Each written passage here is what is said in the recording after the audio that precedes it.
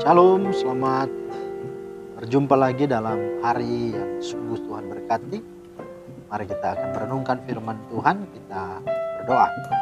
Tuhan Yesus, terima kasih buat hari yang baru, hari yang penuh berkat. Kami hendak menjalani, namun kami mau melandasi menurut firman-Mu. Mari berikan kami pengertian untuk memahami dan dapat hidupi dalam keseharian kami. Dalam nama Yesus kami berdoa. Amin. Bapak Ibu, firman Tuhan kita terambil dalam Yesaya 40 ayat 31. Tetapi orang-orang yang menanti-nantikan Tuhan mendapat kekuatan baru. Mereka seumpama Raja Wali yang naik terbang dengan kekuatan sayapnya. Mereka berlari dan tidak menjadi lesu, mereka berjalan dan tidak menjadi lelah. Ya, itulah dasar firman Tuhan dan renungan kita pada hari ini. Tema kita adalah menanti-nantikan Tuhan. Nah, ada orang umumnya berkata bahwa pekerjaan atau hal yang paling menyusahkan itu adalah menunggu, menanti. Betul nggak ya? Ya itu. Tapi kan pertanyaannya siapa yang dinanti itu tergantung kan. Ya, kalau yang dia nantikan kekasihnya ya nggak apa-apa kan pasti. Gitu. Tapi kalau yang nantinya mungkin tidak terlalu penting ya mungkin dia merasa bosan. Nah, kalau bicara tentang firman Tuhan ini, di sini dikatakan menanti-nantikan Tuhan. Ya, kalau kekasih kita aja ya kita rela untuk sabar begitu, apalagi ini bicara Tuhan kan. Nah, saudara-saudara, maka ayat ini juga jangan ditafsirkan bahwa orang-orang yang menantikan Tuhan baru nanti setelah itu akan mendapat kekuatan, bahwa dia akan dapat kekuatan setelah dia menantikan Tuhan. Nah, terus waktu menantikan Tuhan, kekuatan dari mana? Kan berarti ayatnya ini bukan begitu, bahwa orang yang menantikan Tuhan di saat yang sama dia diberi kekuatan, dia akan mendapat kekuatan, itu maksudnya. Maka kekuatan seperti apa yang terus menolong dia untuk bisa menantikan Tuhan? Yang pertama adalah cinta dan kasihnya kepada Tuhan, bahwa kita melihat orang yang begitu cinta dan mengasihi Tuhan pasti bisa menantikan Tuhan. Ya, ambil contoh misalnya Yakub, ketika dia ditipu oleh Laban pamannya, waktu dia sungguh telah bekerja 7 tahun di rumah pamannya, ya katanya nanti dikasih Rahel, tapi yang terjadi adalah apa? Dikasih si Lea. Nah, saudara, ini kan membuat dia bisa marah ya, tapi karena jatuh cintanya dan saking cintanya kepada Rahel, maka nggak apa-apa, ditambah 7 tahun pun dia merasa biasa itu, dan dia merasa bisa melewati. Nah, itu kenapa? Karena ada cintanya, ada cinta yang begitu kuat. Nah, saya rasa kita bisa menantikan Tuhan, ada kekuatan di dalam kadar cinta. Maka orang yang mencintai Tuhan, ya dia akan sungguh memiliki semangat untuk menantikan Tuhan. Ya. Yang kedua adalah apa? Percaya. Ya, kita percaya bahwa Tuhan yang kita sembah adalah Tuhan yang setia. Dia sudah menyatakan, dia sudah menggenapi. Apalagi di zaman perjanjian baru ini, apa yang tidak Tuhan genapi? Semua sudah. Apa yang dinubuatkan dalam perjanjian lama, apa yang dituliskan dalam hukum-hukum Taurat telah dia genapi. Dan kita di zaman ini masa kita tidak percaya? Itulah sebabnya percaya di sini bicara tentang dua hal, ya, fidelitas dan loyalitas.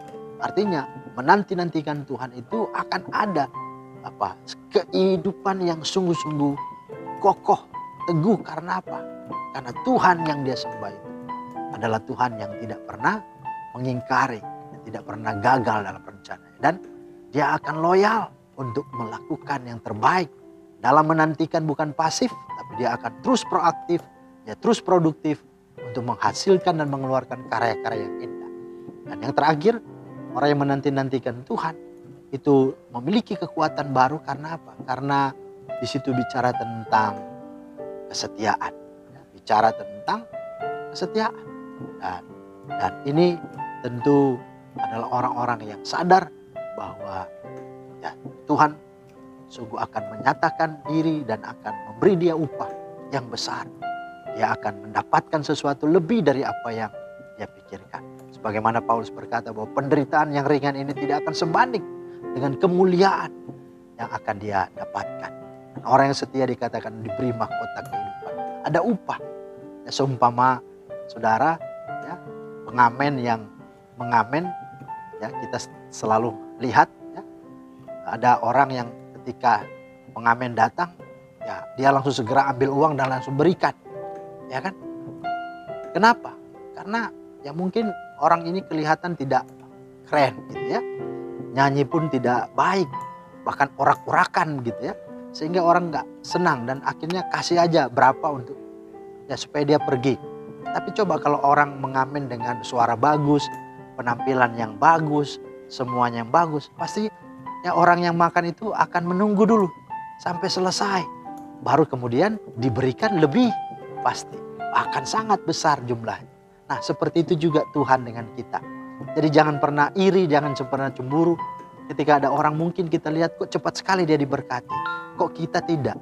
Ingatlah bahwa Tuhan menantikan kita sungguh-sungguh memberi yang terbaik, bersabar, kita lakukan semua karya kita yang terbaik. Dan ingat, ada hasil yang akan menanti kita, ada upah, dan dia akan berikan itu kelak.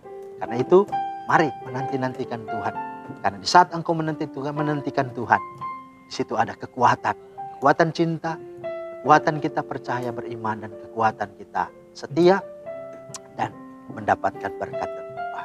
Kiranya firman Tuhan ini menolong kita untuk menjalani sepanjang hari ini dengan sungguh-sungguh menanti-nantikan Tuhan melalui karya-karya yang indah, karya-karya yang mumpuni lewat setiap apapun yang menjadi tugas dan tanggung jawab saudara. Tuhan memberkati. Amin. Mari kita berdoa. Terima kasih Tuhan untuk firman-Mu, supaya kami belajar untuk sungguh percaya bahwa hidup yang ada ini adalah merupakan tugas dan kepercayaan, bahwa pasti Tuhan akan datang, pasti Tuhan akan berkati, dan biarlah kami boleh menanti-nantikan itu dengan sesungguh-sungguhnya sebagaimana firman-Mu. Kami mencintai-Mu, kami percaya kepadamu, dan kami tetap setia. Bahkan kami percaya bahwa upah itu telah tersedia bagi orang-orang yang berharap kepadamu. Meteraikanlah firman-Mu di hati kami. Dalam nama Tuhan Yesus kami berdoa. Amin. Shalom, selamat menjalani hari ini. Amin. Tuhan memberkati.